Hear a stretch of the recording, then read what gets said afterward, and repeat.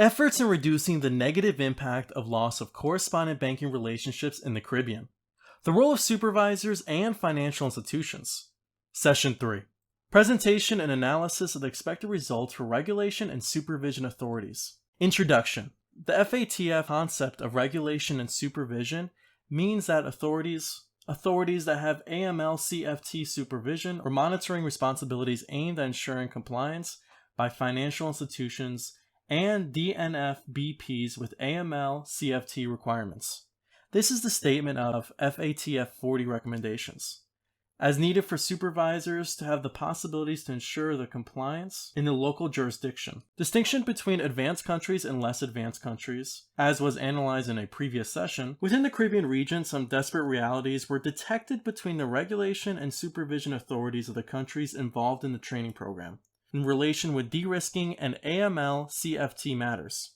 In order to understand and manage all the information gathered, goal set, the referred distinction between advanced countries and less advanced countries, and was made following the FTF evaluation in the region. The regulatory authorities from advanced countries, RSA from countries that have the fourth round of CFA-TF mutual evaluation or with a recent and satisfactory follow-up biannual report of the third round. According to the findings, they demonstrated they had significant advances in their AML-CFT systems in comparison with the rest of the Caribbean countries. In the document, you can review for more information in case you needed which of those countries. RSA from less advanced countries, RSA from the rest of the Caribbean countries. According to the referred findings, they demonstrated they still had some weaknesses in AML-CFT matters, previously identified in Session 1, mainly with regard to the effectiveness of the system. It means less inspections and less sanctions. Main goal of this session? To set the minimum level of knowledge and capabilities expected of the RSA human resources responsible for enforcing and complying with the AML-CFT legal and regulatory framework.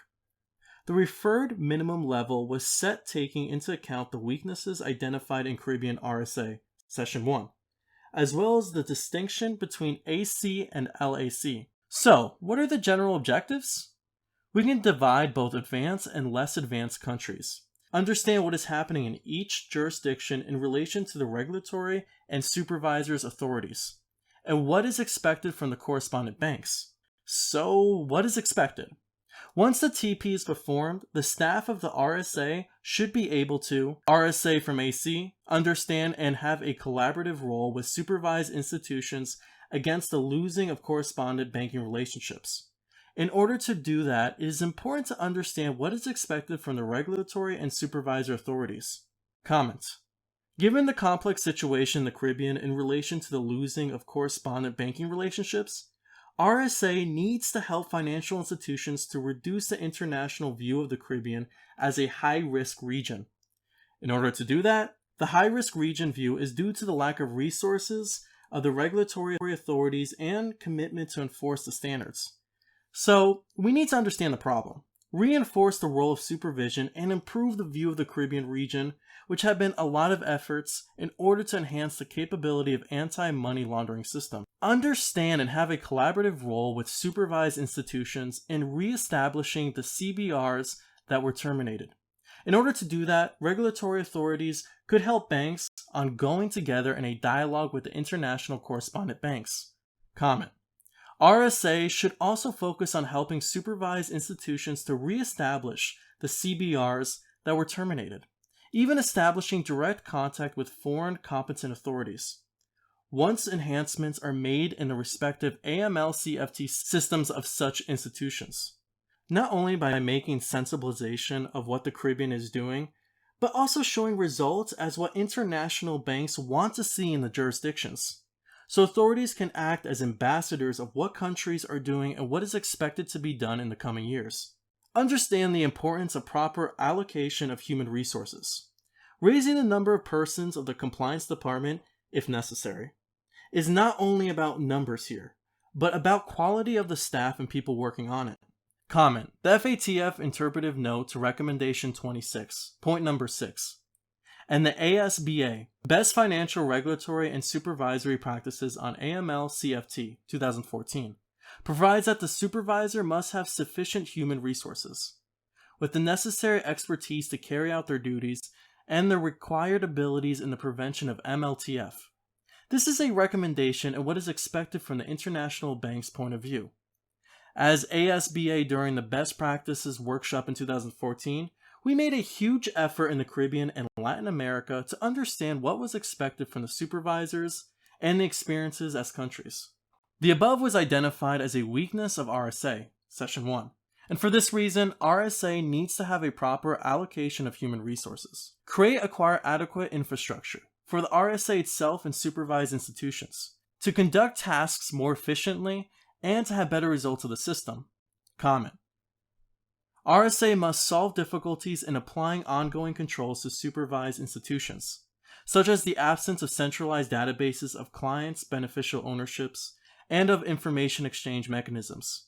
For this purpose, it is important for RSA to have an adequate infrastructure. Also, it is important to understand the importance of the revision and updating of the supervision risk matrix. It should be updated at least twice in a year. This matrix is important to have on-site activities also to know special cases we can discover due to international collaboration. Comment. As indicated in the introductory session, a specific objective of the TP is the improvement of technical abilities with regard to the correct identification and measuring of MLFT risks to which the institutions are exposed, in order to apply controls with a risk-based approach. This implies the creation, revision, or updating of a supervision risk matrix, as applicable. RSA from LAC. Understand the importance of proper allocation of human resources, as well as identify the approximate number of persons that should be allocated to the compliance department. The same comment from RSA from AC is applicable. This country should make a bigger effort to leverage the system to ensure with the comply measures established. Improve its technical abilities in AML-CFT, mainly in relation with the identification and measuring of risks to which the supervised institutions are exposed. Comment. This is a previous stage in comparison with the baseline of RSA from AC. It is assumed that there is no defined supervision risk matrix, so it is necessary to start with a correct application of a risk-based approach. In connection with the previous point, make a proper supervision risk matrix in order to set an annual plan of on-site, off-site supervision with a risk-based approach. Comment. Taking into consideration that the available human and material resources are limited, risk-based approach is an essential methodology to perform inspections in compliance with the FATF recommendations 1 and 26. In order to detect vulnerabilities in the AML-CFT systems of the supervised financial institutions, the natural tool for applying the above is a supervision risk matrix with a RBA. The referred matrix must be made taking into account the following minimum items. 1. Maximum number of possible on-site inspections per year. 2. Maximum number of possible off-site inspections per year. And 3. Risk level of the supervised institutions. Understand and have a collaborative role with the supervised institutions against the losing of correspondent banking relationships. Understand the need to perform a higher number of inspections on the supervised institutions, applying sanctions or directives if needed. Unified comment. The importance of these topics is that they're all indicators of an effective AML-CFT system. It will be analyzed in further detail in the next sessions. As a summary, I would like to point out the importance of having numbers and figures to show effectiveness. Without that, you will not help the supervised institution to reestablish the correspondent relationship. Thank you. See you in the next section.